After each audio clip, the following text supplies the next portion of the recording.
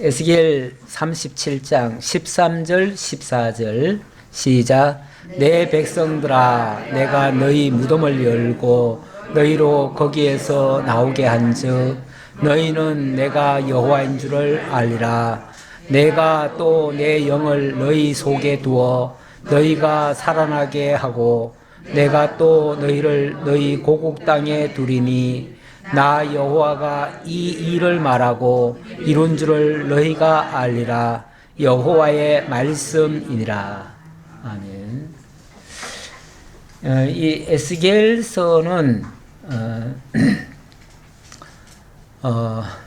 이스라엘 패망에서부터 포로 기간, 그리고 그 포로 기간 속에서 하나님이 미래에 대한 약속을 해주시는 그러한 예언의 말씀입니다. 이 주인공이 되는 이 에스겔은 그 포로기에 함께 있었고요. 또 그 전에 이스라엘이 멸망당할 때 함께 있었습니다. 이스라엘 백성들과 그야말로 동고동락을 같이 했던 사람이에요.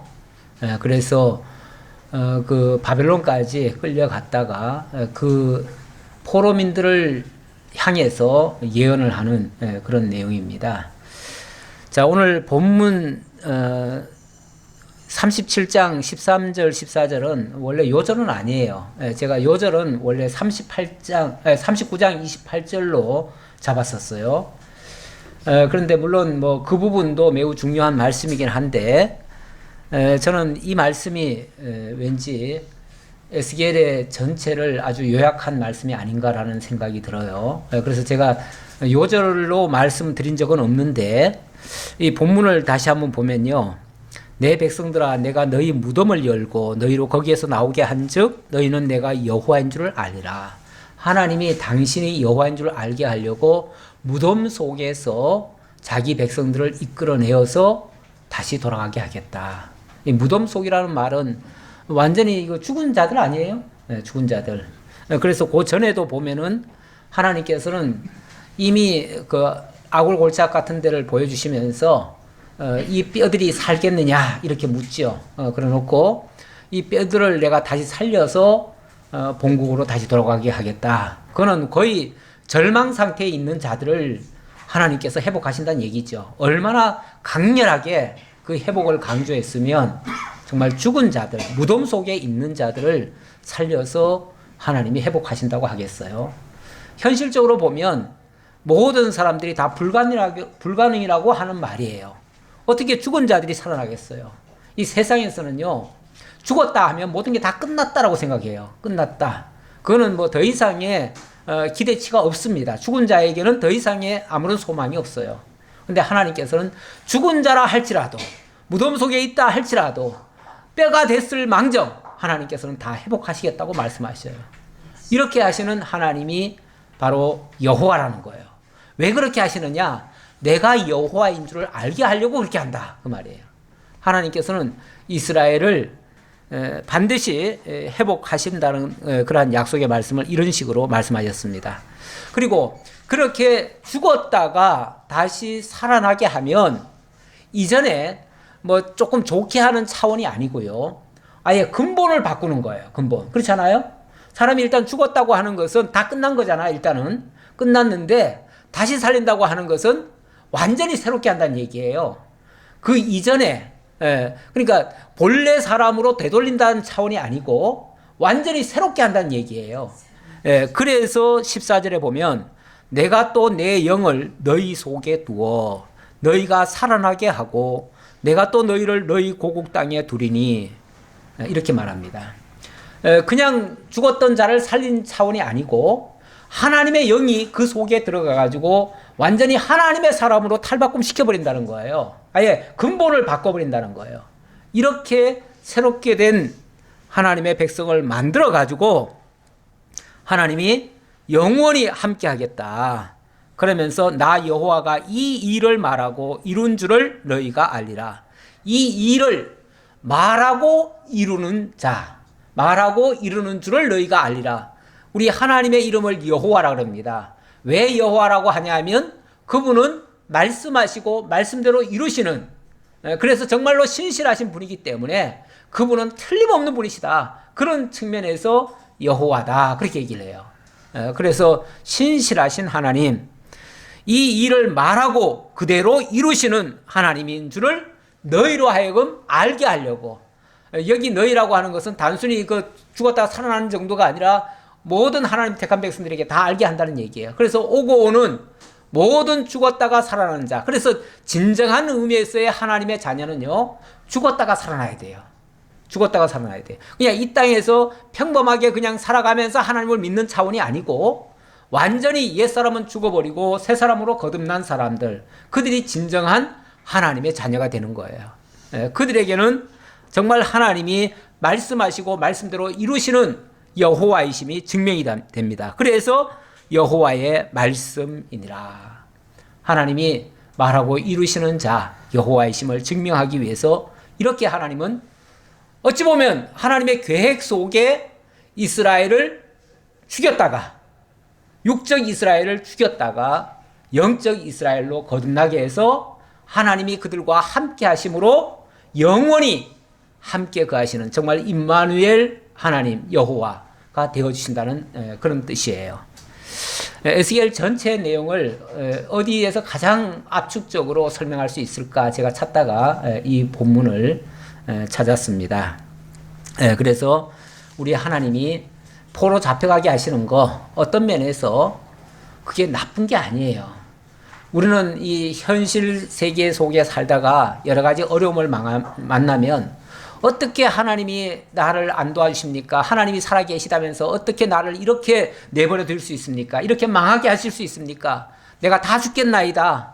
왜 안 살려주십니까? 이렇게 원망할 수도 있어요.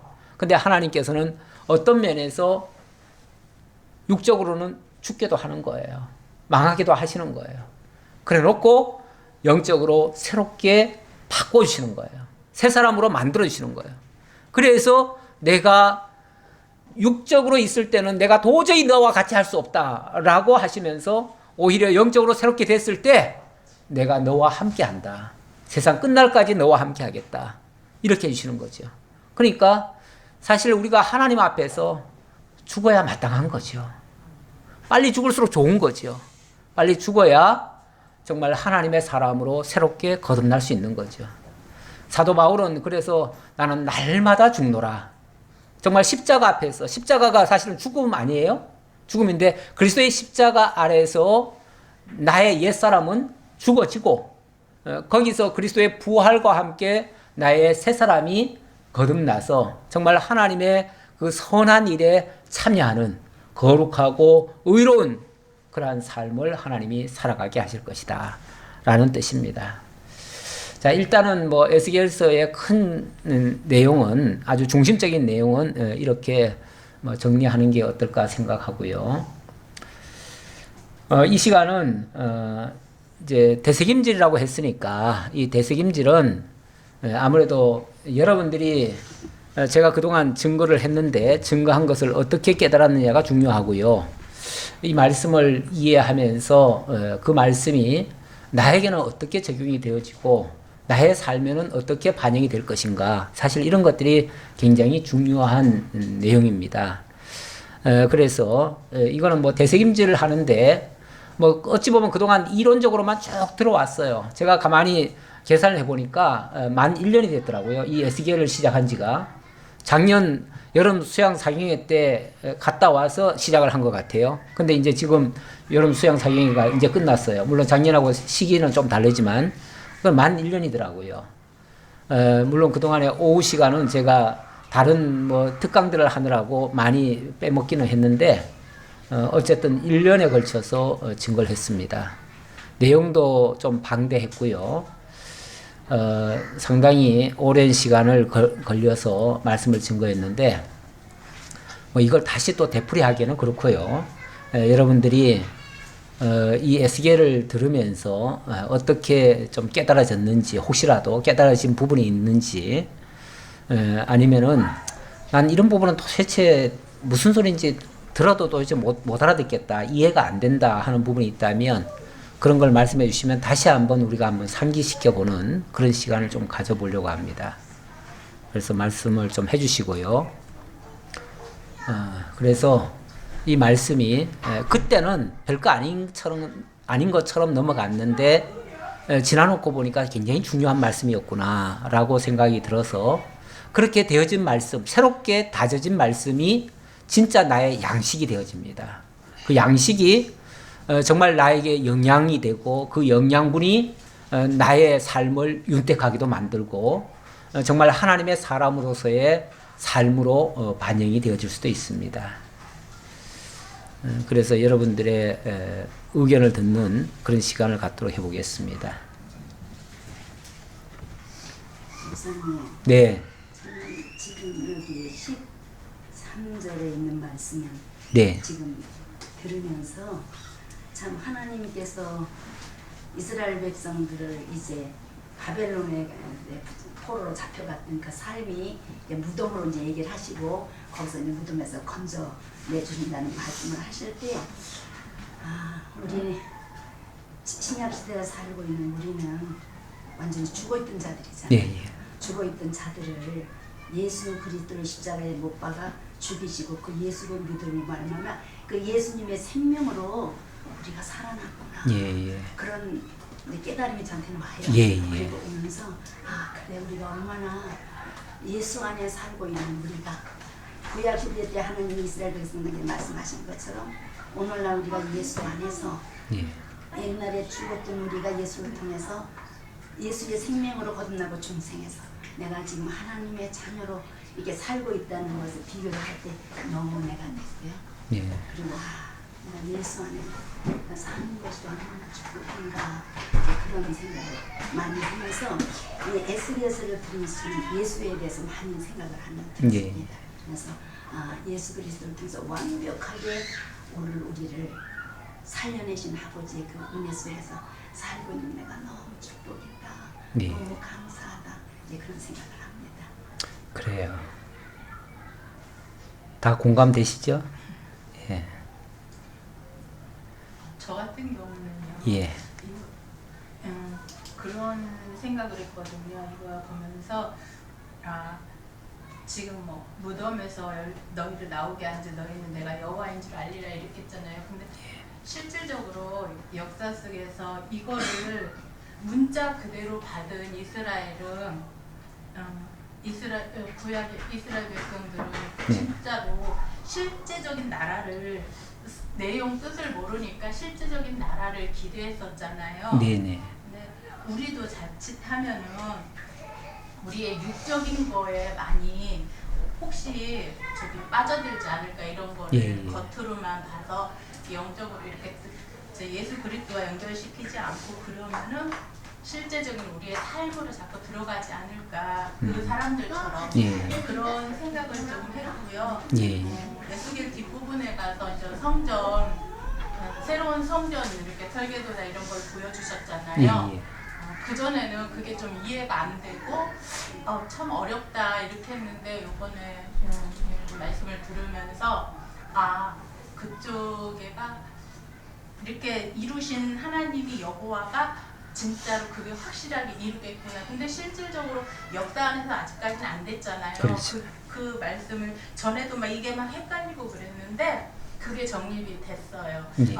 나중에 목사님도 말씀하셨지만은 천년왕국이나 실제적인 하나님의 나라가 이루어졌을 때 그게 있다는 저 같은 경우는 좀 천년왕국 쪽에 그거를 좀 많이 이렇게 삽입을 했거든요. 이렇게 배치를 했거든요. 그래서 하나님이 여호와이기 때문에 실질적으로 나중에 또 이스라엘 나라한테 약속한 게 있잖아요. 약속한 게 있으니까 그것도 이루시고 이렇게 하시려면 천년왕국 쪽에 가서 그게 이스라엘 땅에 이루어지지 않을까 그런 것도 생각을 했고 하나님은 확실히 살아계시구나라는 걸 다시 한번 말씀을 통해서 알게 됐고 좀 뒷부분도 좀 이해가 돼서 어려웠던 부분들이 이해가 돼서 너무 좋았어요. 감사합니다. 뭐 저도 사실 집사님 생각과 거의 일치되는 생각이고, 저도 이것이 한번 계시적으로 여기 예언이 됐기 때문에 계시적으로 한번 보여주지 않겠는가라는 생각이 듭니다. 만약에 보여진다면 천년왕국에서 이루어지겠죠. 근데 이제 일반적으로 지금 이 신학계가 어떻게 지금 그러고 있냐면 천년왕국을 다 부정합니다. 지금 현재 한국교회의 아마 한 80, 90%는 천년왕국을 부정을 해요. 부정한다는 말은 아예 없다라는 말이 아니라 천년왕국이 바로 지금이 천년왕국이다. 그렇게 얘기를 해요. 지금이 천년왕국이다. 그걸 이제 무천년설이라고 그래요. 우리는 천년설이거든요. 우리는 천년설 중에서도 전천년설이라고 우리가 이제 스스로 만약에 이게 신학 흐름으로 말하면은 우리가 전천년설자입니다. 그런데 일반적으로 대부분의 교회들은 무천년설을 주장해요. 그러면서 무천년에는 천년왕국이 없다는 얘기니까 그러면 성경의 말씀 있는 걸 어떻게 해석을 하느냐? 그건 지금 이 땅이 바로 천년왕국이다. 그렇게 해석을 해요. 그러다 보니까 전부 다 지금 현실에다가 다 갖다 맞춰요. 근데 실제로는 그게 이루어지지 않거든요. 그러다 보니까 그걸 영적으로만 해석을 해버려요. 그래서 거기에 있는 모든 것은 그냥 다 영적인 얘기지 이게 실제적인 얘기가 아니다. 이렇게 얘기를 해요. 근데 우리는 물론 영적인 걸 우리 부정하지는 않지만은 실제적인 것도 만약에 이걸 영적인 것처럼 설명하는 부분은 당연히 영적으로 봤지요. 그러나 그렇지 않은 것들은 실제로도 우리는 봅니다. 그러다 보니까 우리는 천년왕국을 당연히 인정을 하고 천년왕국이 없으면은 하나님의 이 여호와 되심을 증거하는 것에서 많은 부분이 생략이 되어져요. 그러면 하나님 여호와를 증거하는 데 있어서 생략이 되기 때문에 우리는 실제로도 있다고 봅니다. 그거는 이제 어떤 학설에 따라서 약간 주장하는 바가 다른데 그래서 우리는 천년기를 많이 둔다면은 이것은 천년왕국 때에 가서 실제 그런 모습이 한번 일어날 수 있다라고 보여지고 그때까지 우리 하나님은 영적으로 우리와 함께 하시는 건 틀림없지요. 그래서 우리 지난주에 마지막 결론에 가서는 하나님께서 새로 회복된 그 성읍과 성전에서 여호와 산마가 되셔서 영원토록 함께 하시겠다 이런 말씀하셨는데 그건 이제 천년왕국 때 틀림없이 그런 현상이 한번 있을 것이다라고 저는 기대합니다. 기대하고 물론 이런 부분은 지금 그리고 이 구약의 모든 예언서가 사실은 다 예수 그리스도에게 맞춰져 있어요. 예수 그리스도에 맞춰져 있기 때문에 결국은 예수 그리스도의 십자가와 부활로 다 이루어져 갑니다. 이루어지고 물론 예수님의 재림까지 연결되죠. 재림까지 연결되는데 여기는 이제 예수님 재림까지 보려고 하면은 당연히 천년왕국이 있어야 그 재림도 자연스럽게 연결되죠. 안 그러면 지금이 천년왕국이고 지금이 그 하나님의 나라가 이 땅에서 이루어져 버리고 이러면은 영원한 천국도 필요 없잖아요. 영원한 천국도 없고 천년왕국도 없고 그리고 이 땅이 하나님의 나라인 것처럼 얘기를 해버리면은 그거는 좀 너무 나가는 것이고 사실 이 땅은 그렇게 완벽한 하나님의 나라가 될 수가 없습니다. 그래서 그렇게 주장하시는 분들은 그럽니다. 뭐라고 그러냐면 우리가 하나님의 나라를 만들어 가야 된다. 하나님 나라를 만들고 이 땅이 천년왕국처럼 되게 하려면은 우리가 정말 아름다운 세상을 꾸려가야 된다. 그러려면은 자연도 보호하고 지금 현재 이거보다 훨씬 더 좋은 환경으로 만들어 가야 된다 그러는데 아무리 봐도 자연 환경도 점점 더 나빠지고요. 점점 더 파괴되어지고 점점 더 악한 일들만 더 일어나지 결코 더 아름다운 세상으로 지금 이 상태로는 가지 않습니다. 만약에 정말로 최소한 그 아름다운 천년왕국의 모습으로라도 보이려면은 하나님의 특별 역사가 있어야 돼요. 특별 역사가 있으려면 정말 마귀 권세를 때려잡는 일이 있어야 돼요. 용의 권세를 완전히 꺾어버리는 그런 일이 있어야 되는데 그거는 우리가 힘써가지고 될 일이 아니에요. 우리가 힘써서 될 일이 아니에요. 이번에 그 말썽 일으켰던 그 김기동 목사 쪽은 우리가 마귀를 잡아야 된다고 그래요. 우리가 마귀를 잡아야 된다. 그래가지고 그분이 하시는 매일같이 하는 일은 마귀 잡는 일이에요. 그래서 마귀 잡는 대장이에요. 그런데 뭐 맨날 뭐 마귀 물리치고 하지요. 맨날 예배 때마다 이제 마귀 물리치는 방법이 뭐예요? 씩 하면은 마귀가 물러가죠. 가는데 거기서 씩 물러간 마귀가 딴 데 가서 하잖아요. 그러니까 그 순간은 물러가는지 몰라도 돌아서면은 또 걸려요. 다 마귀에 종돼 있어요. 그러니까 그거는 말짱 도루묵이에요. 진짜 마귀를 완전히 때려잡으려면요. 천년왕국이라는 게 이루어져야 돼요. 예, 이루어져야 맞습니다. 그래서 이 예언의 말씀은 천년왕국까지로 이렇게 보시는 것이 맞다. 계시록하고도 연결이 되잖아요. 예, 결국은 이제 계시록까지 연결이 네, 되죠. 예. 천년왕국 지나고 나서 막 예, 잡았다 다시 놓는 그 과정이 있죠. 그 작업도 있지요. 예. 자관 큰 틀에서는 이 구약의 예언서는 예수 그리스도를 지금 예언하고 있고, 그리고 예수 그리스도의 그 재림까지를 같이 연결돼 있다. 여기까지 말씀드리겠습니다. 뭐 제 말이 많으면 안 되고요. 예, 여러분들의 의견이 저는 예. 이제 아까는 원론적인 얘기를 많이 하셨고 그 원론 이런 것들이 어떻게 실제 생활에 적용되느냐의 거를 말씀드릴 건데요. 예. 그러니까 이렇게 이 말씀을 들으면서 제가 변화된 거를 이렇게 마음이 변화된 거를 비포와 애프터로 말씀드릴게요. 지금 아까 목사님께서 그 마귀가 속이고 꾸미고 대적하는 일을 한다고 했잖아요. 예. 그러니까 그런 일들이 제가 얼마나 속임 당하고 꾸미고 대적을 당했는지 저는 그걸 몰랐었어요. 그때 그런 사람 저를 그걸 알게 해서 이제 하나님 백성으로 지금 계속 이렇게 성화되는 과정에 있는데 그 과정 속에 저는 아예 된 줄 알았어요. 근데 착각이었더라고요. 근데 이제 말씀을 배우면서 제가 이렇게 살면서 지금 나이가 이제 50을 바라보는데 전 된 줄 알았어요. 근데 속이고 꾸미고 대적했던 일들이 제가 이게 속임을 당한 일이었구나, 꾸밈을 당한 일이었구나, 대적을 당한 일이라는 것을 분별하게 됐어요. 그래서 이제 아직은 쓰러질 때도 많지만 근데 이제 제가 가장 쉽게 여기 젊은 분들 계시니까 이거를 어떻게 제 삶에서 느꼈냐면 제가 요번에 큰일이 있었어요. 근데 이제 안 되는 게 결국은 저희 집에 가장 약자가 예원이잖아요. 근데 결국은 참다 예원이한테 이제 화를 낼 상황이 된 거예요. 예원이 이제 그 잘못된 그 꼬투리를 잡고 그랬는데 막 소파에서 막 야단을 쳤어요. 근데 이제 얘가 이제 자세가 엄마 뭐야 이런 식으로 하고 들어가잖아요, 자기 방으로. 근데 딱 분별이 내가 더 이상은 하면 안 되겠다. 가장 예원이가 약자인데 내가 얘한테 퍼붓는구나. 그게 딱 그 순간에 딱 그 생각이 드는 거예요. 그러니까 이제 문 앞에까지 딱 갔는데 딱 그 생활이 멈춰지는 거예요. 근데 예전에 제 모습을 봤을 때는 이 싸움에서는 분명히 제가 이겨야 되거든요. 근데 그거를 제가 딱 알게 된 거예요. 그래서 이제 문을 딱 열려고 하는 순간에 하나님 감사합니다 이렇게 된 거예요. 그러니까 그런 거를 느끼게 되는 거. 그 다음에 또 두 번째로는 저는 교회만 오면 믿음이 좋지만 집에서는 또 아니잖아요. 근데 제가 딱 그 아킬레스건이 뭐냐면 신랑은 신랑 신앙은 마음대로 나는 내 신앙만 지키기에 바빠 이렇게 생각했었는데 이제 주변에서 막 신랑을 이렇게 전도를 해야 된다 뭐 이런 얘기 듣고 그게 귀담아지고 해서 지금 거의 일상생활이 너무 힘들어요. 왜냐하면 텔레비전을 계속 이 사람이 보니까 계속 그 빛이 있으니까 제가 오늘도 9시에 일어났어요. 어제 2시까지 싸우다가.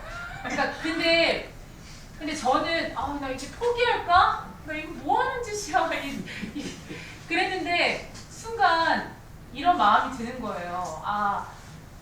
그게 아니잖아요. 이 신앙하고 별개가 아니고 내가 이 사람이 나한테 붙여주신 그 하나님의 뜻이 있는데 내 맘대로 이 사람은 아니야. 이 사람은 아니고 나만 신앙 좋으면 돼. 나만 그 하나님 말씀을 행복하면 돼. 이렇게 나는 생각했던 그런 게 주파수가 이게 아니라 내가 그게 잘못된 생각이라는 걸 깨닫게 된 거예요. 그러니까 지금 너무나도 싫어요. 그리고 막 지금 일상생활이 다 지금 너무 힘들고 허리도 아프고 완전 지금 그런데 이렇게 노력할 수 있는 그 마음이 진짜 저 자신도 너무 뿌듯한 거예요. 그러니까 그리고 이게 보이는 거야. 나한테 행복한 가정을 주시겠다라는 제 나이 때 되면 우울증 약 먹는 사람 엄청 많아요. 근데 저는 지금 뭔가를 계속 지금 긍정적으로 계속 이끌어가는 그게 있고 그 다음에 이제 지금 사회생활도 마찬가지로 지금 이 나이에 뭐를 제가 하던 일이 아닌 거를 저한테 주어지면 엄청 불안해요. 제가 이번에 손 떨려서 망한 거 얘기 드렸잖아요. 그런 것처럼 그거를 한번 실패를 겪으면 그게 회복하는 게 젊은 사람들의 몇 배가 일어나기 때문에 아예 안 하려고 해요. 근데 일단은 요즘 좀 생각하는 게 하나님이 까라면 까는구나. 그냥 내 그게 아니라 그 하나님 백성으로 만들기 위해서는 정말 이런 일들이 그냥 해야 되는구나. 그렇게 지금 옛날에는 나 싫어. 나 이거 하기 싫어. 그러면 안 하고 그랬었는데 일단은 주어지면 생각을 먼저 해요. 생각이라는 걸 먼저 해요. 대답하기 전에.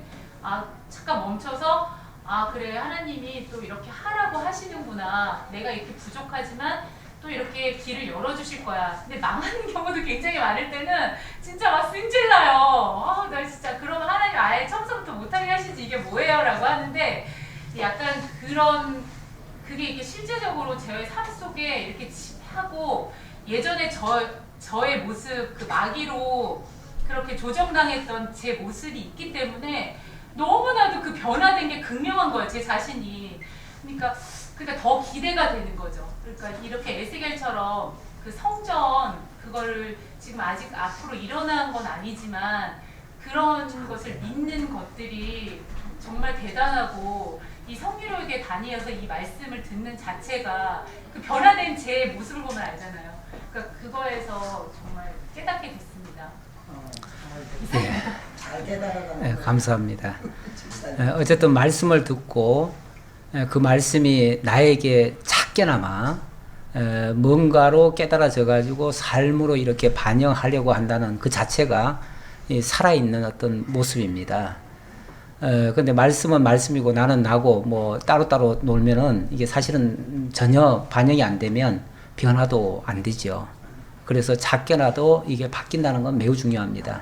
물론 오늘 말씀 듣는데 우리 집사님의 사정이 안 돼 보고 그 형편을 잘 모르기 때문에 얼른 와닿지는 않을 수 있어요. 공감은 안 될 수 있지만 그러나 분명한 것은 그 말씀이 지금 내 속에서 뭔가 지금 싹이 트고 뭔가를 지금 작동을 하고 있다라는 이 자체가 매우 중요합니다.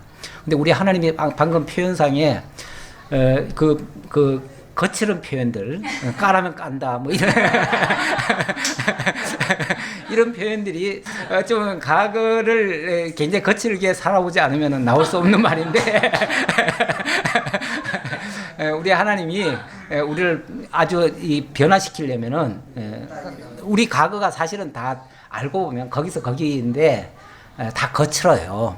지금 집사님만 표현한 게 아니고 본인이 얘기해 주기 때문에 얘기한 것 뿐이고 사실 우리 각자도 지난 삶들이 결코 그렇게 순탄하게 아름답게 예쁘게 이렇게만 자라오질 않았어요. 다 거칠게 사실은 다 왔는데 마치 예수 믿고 난 다음에 자기는 다 변한 것처럼 착각을 하고 다 된 줄로 알고 그렇게 그냥 약간 위선을 떨고 이런 경우도 솔직히 좀 있어요, 우리가. 그래서 형제들 앞에서 성도들 앞에서 함부로 자기의 과거를 얘기를 못하고 이렇게 마치 아름답게만 자꾸 표현하고 이런 경우가 있었는데 솔직히 우리가 말씀을 듣고 나면요 내 과거가 얼마나 악했는지 이게 드러나는 게 정상입니다.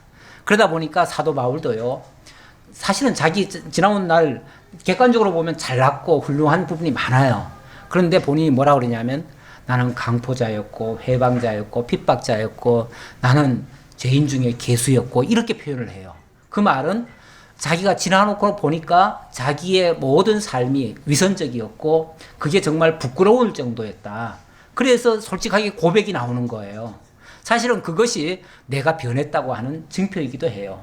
그러니까 사실 과거에 대한 자기 질타가 없이는요 현재가 사실 제대로 성장이라는 것도 없습니다. 그런 면에서 저는 그렇게 표현해 주신 게 너무 고맙고요.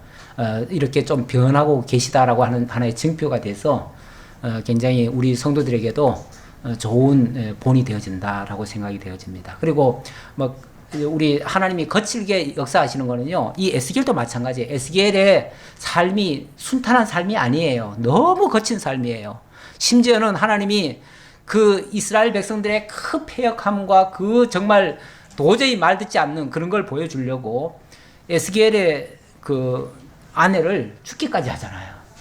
우리 선지자들의 아내들은 참 그 참 비참해요. 어떤 면에서 이사야 안에도 그렇고요. 뭐 다 그렇게 비참하게 죽임 당하는 모습도 보이는데 그런 걸 보여주면서 뭐라고 그러냐면은 그 사람이 잘못됐다는 게 아니고요. 이 이스라엘 백성이 이렇게 패역하다라는 걸 보여주려고 그렇게 했다는 거예요. 그게 하나의 본이에요. 본보기로 그렇게 하고 이렇게 내가 한다. 그리고 막 통곡을 하게 하는데 왜 통곡하게 하냐면 너희들이 이렇게 통곡해야 된다는 걸 보여주려고 그렇게 한다는 거예요. 그러니까 어찌 보면 선지자의 삶이라고 하는 것은 백성들을 위한 본보기의 삶이에요. 그러다 보니까 백성들이 당해야 될 모든 고난을 다 당해야 되고요. 모든 슬픔을 다 안아야 되고요. 백성들이 울어야 될 걸 다 울어야 돼요. 백성들은 눈치도 없고 코치도 없어가지고 몰라요. 저 왜 우나? 제가 왜 저러지? 이렇게 생각해요. 그런데 본보기라도 그렇게 해야 돼요. 그렇게 해야 백성들한테 뭐라도 호소를 할 수 있고 백성들이 그나마 조금이라도 정신을 차리죠. 그 중에서. 그래서 이 선지자의 삶, 이 앞서가면서 깨닫고 증거하는 자의 삶, 만만치는 않습니다. 어찌 보면은 굉장히 본이 되는 모습을 보여야 되는데 그런 면에서 사실 목회자들도 굉장히 때로는 두려워요. 두려운 부분도 솔직히 있어요. 나의 조그마한 잘못이 전체 성도들에게 미치는 영향도 있고요. 그래서 그 책임감도 때로는 따르고요. 예, 또 다른 부분 혹시 뭐 말씀해 주실 분 있으면은.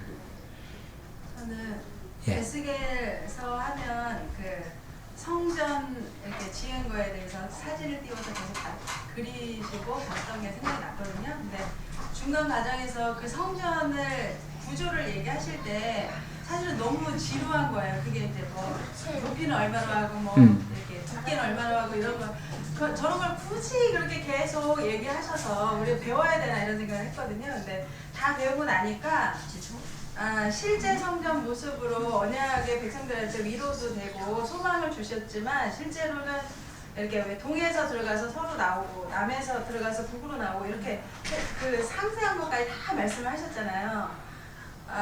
그러면서 제 인생이 만약에 이 성전이었다면 정말 우리 하나님이 여호와이심을 정말 한치의 오차도 없이 나를 지켜주겠구나.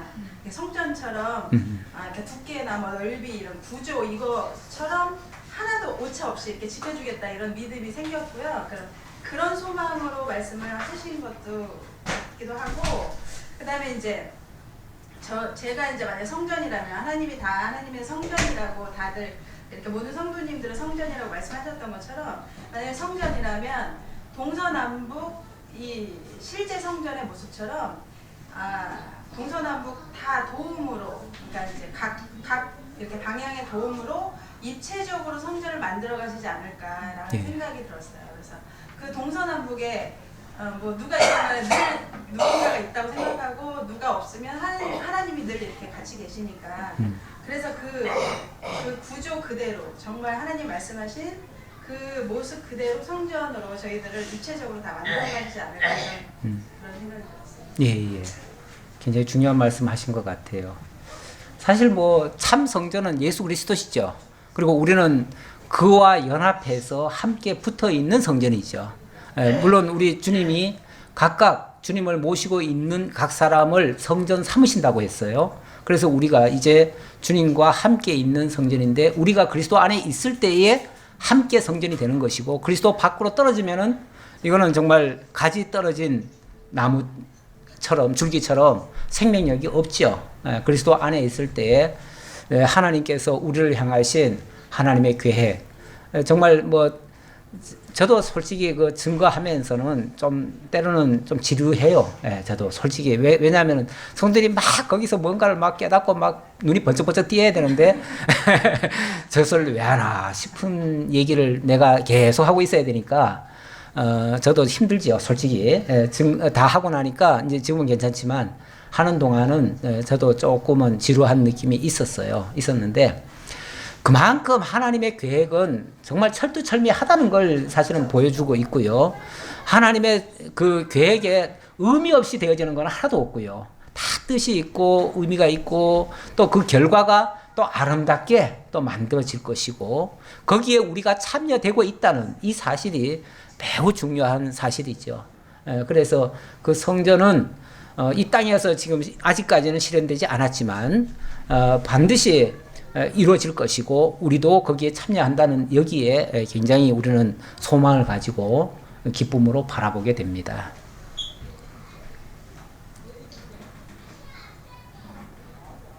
네, 한두 분의 이야기만 좀 더 들어보지요.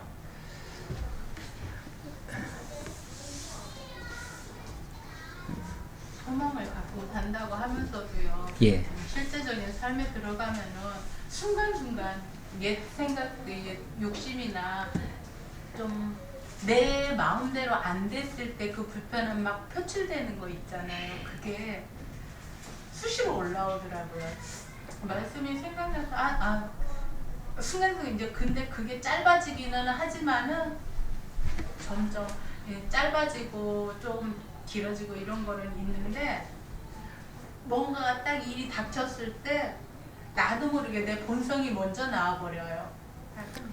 느긋해지지가 않고 그러다가도 이제 가차 이제 싶어서 그때 이제 말씀이 생각나면 빨리 돌이켜지는데 어느 때는 이게 아닌데 하면서도 안 될 때가 있고 그리고 내 마음대로 안 되는구나 내 마음도 내 마음대로 안 되는구나라는 거를 좀 많이 느끼기도 하고 그래서 말씀을 많이 접하고 듣고 계속 생각하고 한다는 거는 너무 중요하다라는 거를 요즘 좀 더 느끼게 돼요. 예. 원래 복음이라고 하는 것은 사실은 죄가 없이는 복음이 다가오지 않습니다. 그래서 다시 말하면은 우리가 완벽하면요 복음은 바라지도 않고요 그쪽은 아예 생각조차 안 해요. 근데 우리가 약하고 부족하고 어리석고 미련한 부분이 나타날수록 그때 복음이 깨달아져요. 진짜 복음이 정말 내 것으로 느껴져요. 그래서 우리는 항상 좋은 것만 깨닫는 게 아니고 그 좋은 것이 좋다는 것을 알기 위해서는 내가 얼마나 부족하다는 것이 드러나야 돼요.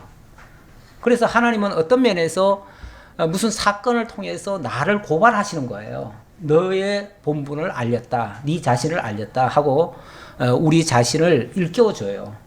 그래서 너무 소중한 거예요. 그 복음이 너무 소중한 거예요. 그래서 절대 그게 부정적이지는 않고요. 아유 나는 이것밖에 안 되라. 나는 안 될 사람이야. 이렇게 생각할 게 아니고요.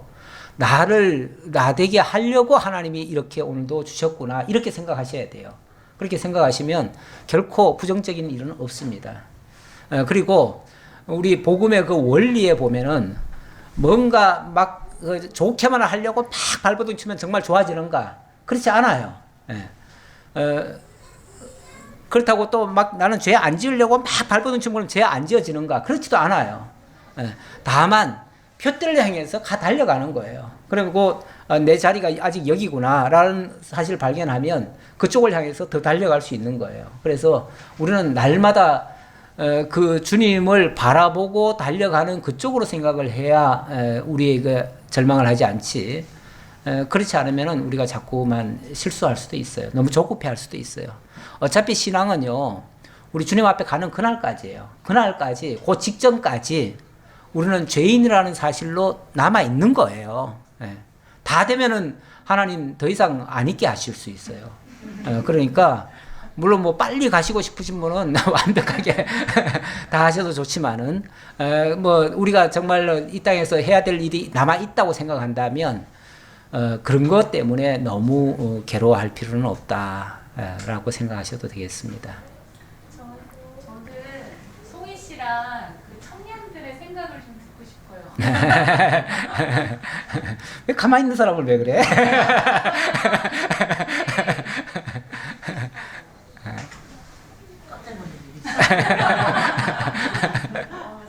안 당황해? 전 당황하지 않는데. 다 준비돼 있다니까요. 생각. 네네.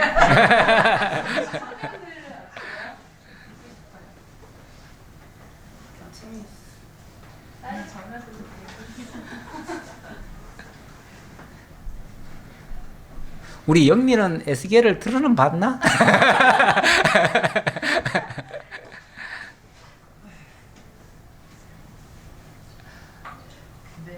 제가요 시연이가 가끔 와서 이제 집에 와서 얘기를 많이 하는데 우리가 여기서 오늘 오전에도 배웠잖아요. 사단의 존재에 대해서 그러니까 하나님이 만드신 존재잖아요. 근데 나가서 이제 그런 말을 여기서 배우는 게 참 중요하다라는 거를 제가 느끼는 게 가서 제가요 여기서만 이렇게 들었잖아요. 나가서 이제 이렇게 다른 교회 다니시는 분들이 이렇게 얘기하는 거 듣고 사단이 하나님의 대적자식으로 얘기한다고 그 얘기를 듣고 와가지고 깜짝 놀라서 나처럼 다 생각하는 줄 알았는데 아니네. 이런 거를 많이 얘기를 하거든요. 근데 여러 가지를 얘기하는데 그런 부분에서 바르게 배운다는 게 얼마나 중요한지 그런 거를 배워요.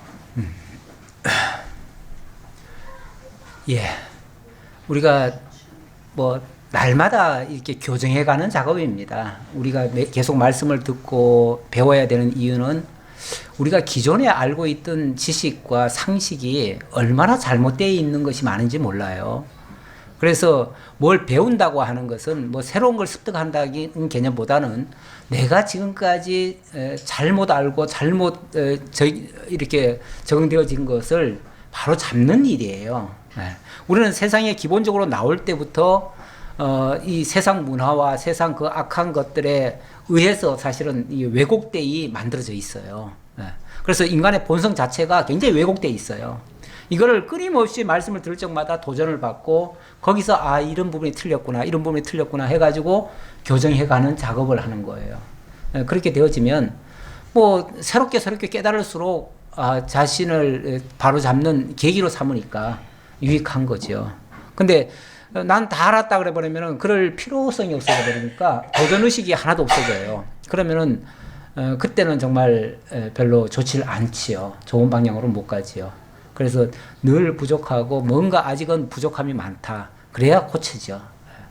부족함 많은 건 당연한 겁니다. 모르는 것도 많은 게 당연한 거고요. 이게 어제 제가 일을 하면서 깨달은 건데 어제 태풍이 불었잖아요. 예. 이게 한 그때 나갔어요.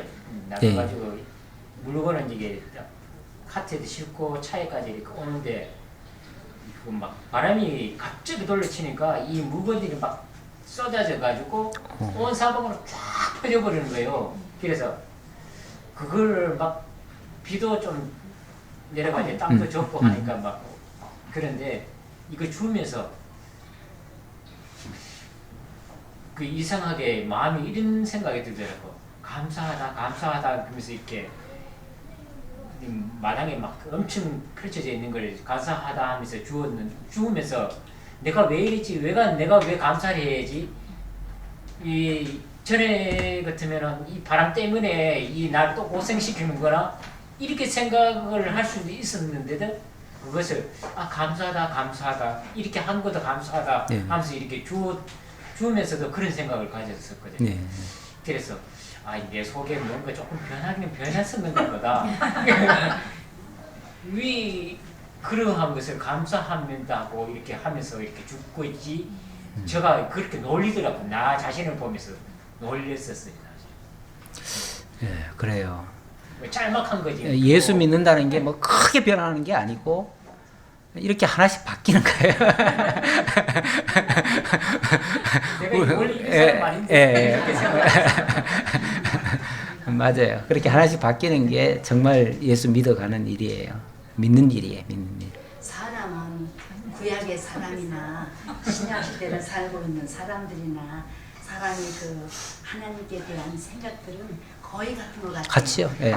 구약 성도들도 보면 하나님 말씀에 늘 거역하고 내 마음대로 살고 그래서 벌 받고 바벨론에 잡혀가고 그러는데 그 말씀을 들으면서 구약 성경을 계속 들으면서 신약 시대를 살고 있는 나는 내가 예수 그리스도 안에 살고 있으면서 구약 사람들이 이렇게 하나님 앞에 범죄하는 것처럼 오늘 나는 예수 안에서 얼마나 바르게 살고 있는가 저는 그런 말씀을 구약 성경을 들으면서 굉장히 많이 이제 제 자신을 바라보면서 그렇지만 구약의 성도들은 그냥 그대로 이제 하나님의 벌 받지만 신약 시대는 예수님께서 흘리신 보혈의 피가 있기 때문에 내 죄를 회개하고 잘못을 갚게 내려놓기만 하면 죄가 사함받는다는 게 이게 굉장히 감사하고 그리고 예수 그리스도 그분 때문에 내가 천국을 갈 수 있다는 거 그런 것 때문에 이 구약 성경을 들으면서 굉장히 많이 은혜를 받고 예. 신약 시대에 살고 있는 지금 내가 과연 주님의 뜻대로 하나님 말씀처럼 바르게 가고 있는가를 점검을 저는 참 많이 하면서 구약 성경에 들어갔습니다. 예. 기본적으로 인간은 바뀌지 않아요. 구약이나 신약이나 똑같아요. 인간은 뭐 원래 아담 타락 이후에 인류는 죄 가운데서 태어났고 죄와 더불어 살다가 죄 속에서 사실은 죽어가는데 진짜 그리스도 못 만나면 우리는 그냥 그렇게 끝나고 말 인생들이에요. 근데 구약 시대 때는 오실 메시아를 바라보면서 정말 율법으로는 계속 정죄를 당하는데 오실 메시아를 바라보면서 그가 오시면 이 모든 문제를 다 해결하리라라고 한 그 믿음을 가지고 있었는데 그 믿음이 그 사람을 살린 거예요. 그러니까 그 믿음으로 그 사람의 영혼을 살린 건데 신약 시대도 똑같아요. 신약은 오늘 우리 시점에서 보면은 이미 예수는 2000년 전에 오셨어요. 과거 완료예요. 끝났어요.